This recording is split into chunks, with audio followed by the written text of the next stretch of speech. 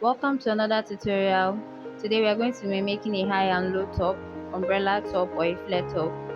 I have a tutorial on how to cut an umbrella gown. Please do watch it to know how to fold the fabric, the technique to fold the fabric, and how to cut the front and back. So it's the same technique I use in cutting this. So this is me turning the neck. After you turn it, you make sure you give it a good press. Then you join the front and back together, taking half-inch allowance both sides. So when I was done, I measured the neck, round neck measurements.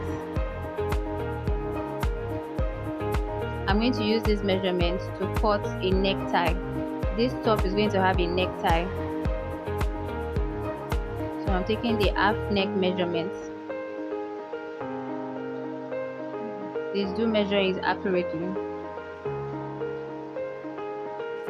So this is the necktie. I made mine very long. You can make yours short, depends on what your customer wants or what you want.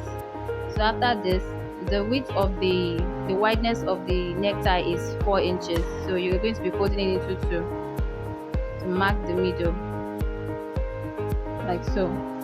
So afterwards, from the middle, I marked half neck measurement, the half neck measurement you took from your top. So that's where you're going to mark at both sides. Make notches so that you can stitch the rest of the necktie to the end, but leaving these two places open because that is where you are going to join on the top of the neck of your blouse or your top.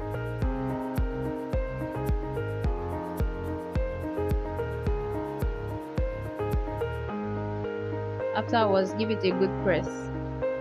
Then proceed to join the necktie to your top, the neckline of your top, like so, joining the middle of your necktie to the middle of your back neckline. Start from the inside to stitch by joining the middle of your necktie to the back neckline,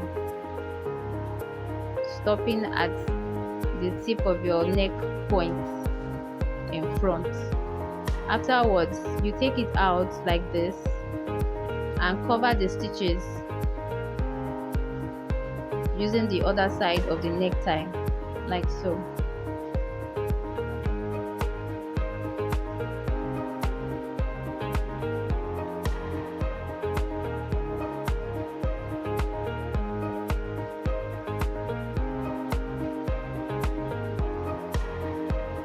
After stitching, do give it a good press, and this is how it looks like. My own necktie was very long. I wanted it long so that when you tie it in a double form, the rope will still extend forward. Now this is me joining the front and back together using the side seams. At this point, if you want your own flare top to be very free, you can just take it like 1 inch at both sides. And do make sure you have measured your armhole. This is what I'm doing here. I'm measuring the armhole. Armhole I'm using here is 9.5 inches. It's a free top. 9.5 inches at both sides. You mark it. Then from there you mark your bust measurement. Your bust measurement shouldn't be fitted. It should be free.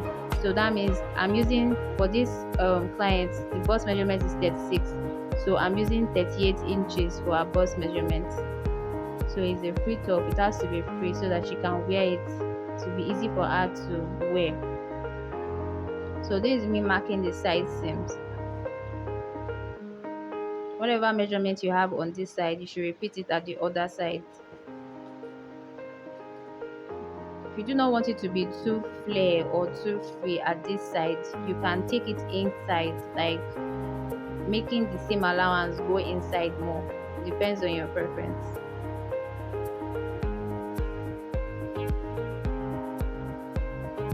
Stitch along the line, then your dress is halfway ready. We are going to fix the sleeve. I'll fix the sleeve off the camera. So once you are done, do turn up the edges, and your high-low top is ready.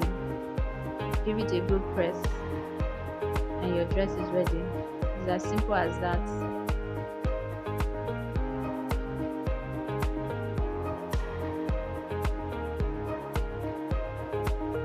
Thank you so much for watching. I hope you learned something new today.